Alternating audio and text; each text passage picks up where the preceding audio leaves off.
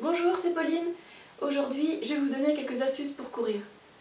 Il y a des choses évidentes telles que l'échauffement et les étirements, mais moi je vais vous parler d'autres petits trucs.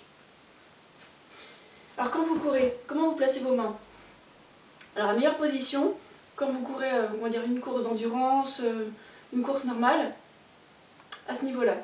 Les mains à la hauteur des tétons. En bougeant pas beaucoup les mains, ni les bras, parce que bon, vous allez dissiper de l'énergie pour rien sinon. Et bon, par contre, quand vous êtes en sprint, là, les mains vont beaucoup plus bouger, les bras vont... Voilà, c'est une question d'équilibre. Mais quand vous courez normalement, juste ça. Pas besoin de les bouger beaucoup plus. Ce qui va bouger beaucoup, c'est les jambes et le tronc aussi qui travaille beaucoup. Ensuite, un autre point assez évident, il faut avoir une tenue appropriée pour la température qu'il fait dehors quand vous courez. Une tenue légère en été, et puis une tenue un peu plus couverte en hiver. Moi j'aime pas trop courir quand il fait une température négative parce que je déteste quand il y a de l'air froid qui rentre dans mes poumons en masse comme ça. Mais en ce moment il fait à peu près 10 degrés au milieu de la journée et moi je trouve ça suffisant pour sortir, aller courir et me faire plaisir. Tant qu'on en est aux habits, je vais parler d'une chose super importante pour les femmes. Ayez absolument un soutien-gorge de sport, un vrai, quelque chose qui vous maintient, parce que sinon vos seins ils vont être ballottés et puis ça va pas leur faire du bien.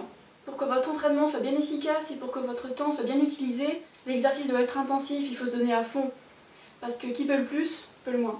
Autre astuce qui est valable pour tous les sports. Quand on a l'estomac vide, quand la digestion est finie, on a beaucoup plus d'énergie disponible pour faire notre sport, pour aller courir. Ça se vérifie à tous les coups. Et si vous voulez optimiser votre niveau d'énergie disponible, hydratez-vous bien avant d'aller courir. Le corps a besoin de beaucoup d'eau pour tous ces processus. Et si on transpire, c'est bon signe.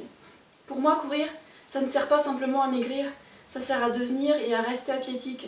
C'est dommage qu'aller faire son jogging, c'est souvent perçu comme une punition, mais au final, ça devrait être un plaisir, une envie, parce que la course ou d'autres sports font partie d'un mode de vie sain qui vous rend en bonne santé, athlétique, joyeux, en pleine forme.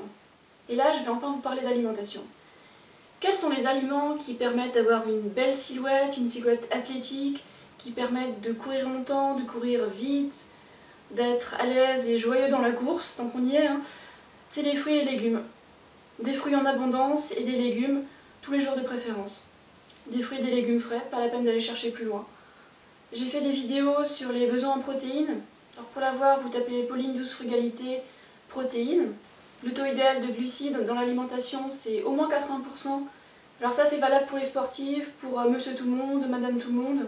Le taux de protéines nécessaire, c'est entre 5 et 10%, pas plus.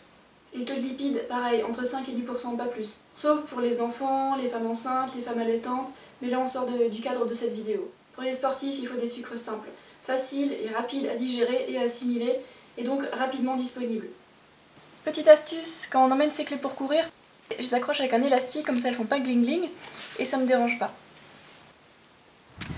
J'ai vraiment de la chance de pouvoir courir dans un parc pareil. Que courir sur le trottoir, à côté des voitures, c'est moins bien.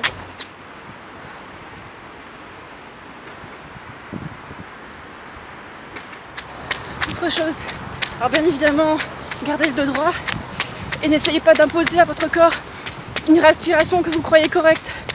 Parce que si vous faites une mauvaise respiration forcée, vous risquez de vous essouffler.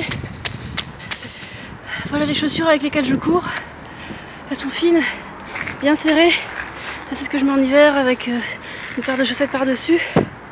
Et puis en été, je mets des chaussures doigts de pied, qu'on appelle chaussures minimalistes, avec les orteils séparés, qui permettent d'avoir des super appuis sur le sol. Mais par contre, c'est pas terrible pour courir sur des sols où il y a des petits cailloux partout.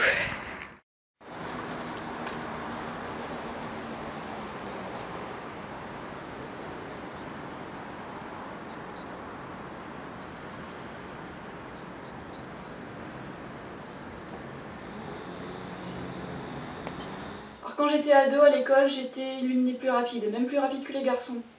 Et puis ensuite avec la fac, j'ai commencé à manger mal, à manger n'importe quoi. Et j'avais absolument plus envie de courir, j'avais vraiment plus d'énergie pour ça. Tout ce qui était sportif, j'avais complètement laissé tomber.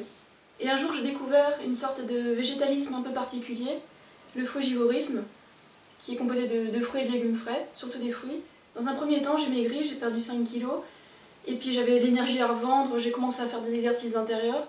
Et quand les beaux jours sont arrivés au printemps 2013, je me suis mis à courir dans un parcours santé là où j'habitais. Et ça m'a semblé tellement facile. Je m'imaginais que j'allais pouvoir courir 1 km et que j'allais être morte et crevée après. Mais en fait, j'ai pu finir mon parcours santé de 4 km et puis ouais, facile quoi. Alors ce que je bois en fait avant de courir, c'est le jus d'un pamplemousse par exemple, ou alors 2 oranges. Pas plus parce que sinon ça fait un petit peu digérer, puis l'énergie elle baisse d'un cran, ouais, carrément. J'aime bien courir à jeun le matin, suffisamment hydratée, puis en fait je mange une fois que je reviens. C'est ce qui marche le mieux pour moi. Et j'espère que ça va marcher pour vous aussi. Je vous souhaite plein de plaisir, mangez vos fruits et vos légumes frais, et à très bientôt et portez-vous bien.